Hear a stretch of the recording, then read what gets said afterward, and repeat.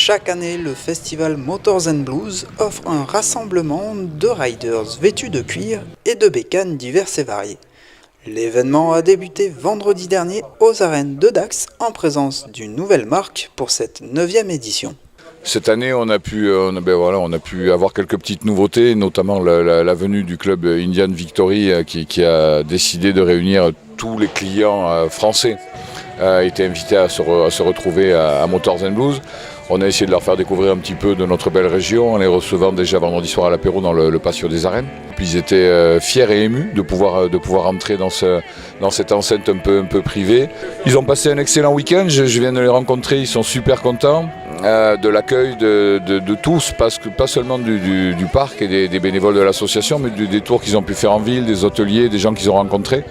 Justement, le festival favorise les rencontres entre tous ces passionnés qui ont découvert de nouveaux stands, approché quelques motos, tout en se restaurant. Mais c'est aussi participer à la traditionnelle balade où des centaines de motards se suivent sur un circuit aux alentours de la ville.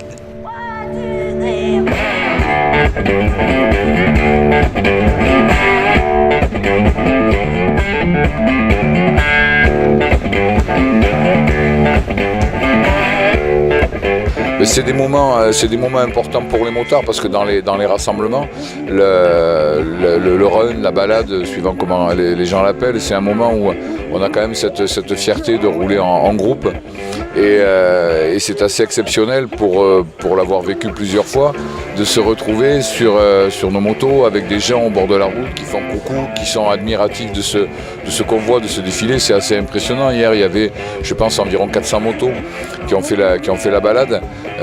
J'étais personnellement à la place de la Fontaine d'eau chaude au retour.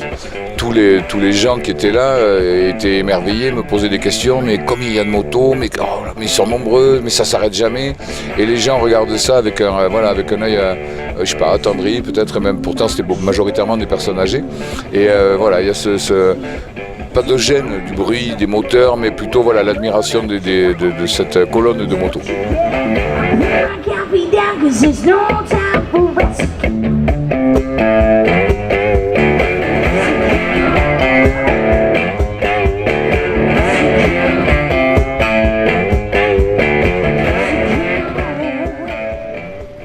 Qui dit Motors and Blues dit forcément blues, cette musique qui rythme le festival du matin au soir en présence d'artistes féminins pour le premier jour.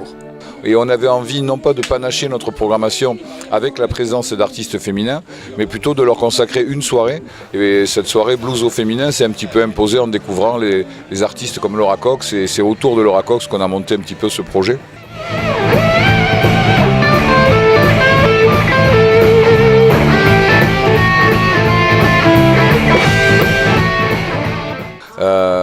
Mais aussi la voix hyper puissante de Melissa dans Little Girl Blues.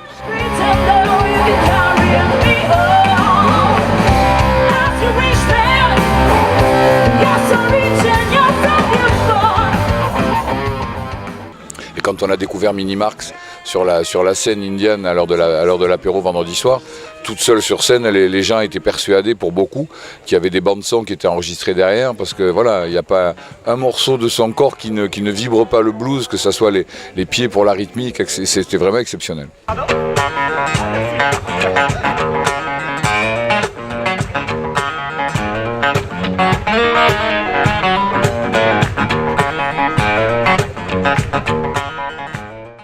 D'autres groupes étaient aussi à l'honneur tout le week-end avec un concert hommage le samedi soir. Le samedi soir, pareil, la soirée tribute s'est organisée autour de la chance qu'on avait de pouvoir faire venir Popa Chubby cette année à Dax, qui était sur sa tournée Popa Play Hendrix. Et on s'est dit, tiens, pourquoi pas, on refuse depuis le départ de faire jouer des tributes parce qu'on laissait la place plutôt aux compositeurs, aux gens qui défendaient un album. Et cette année, on s'est dit, tiens, c'est peut-être l'occasion de faire passer des groupes qu'on avait déjà rencontrés et qui faisaient une musique super et qui mettaient en avant la création des autres. Voilà pourquoi Riviera Paradise pour le tribute de Stevie Ray Vaughan et après Popa Chubby et First Stop qui est simplement une belle réplique de ZZ Top. Pendant 3 jours, motards et visiteurs ont donc pu profiter de ce festival rempli de musique, de moto, de rencontres et surtout d'une bonne humeur.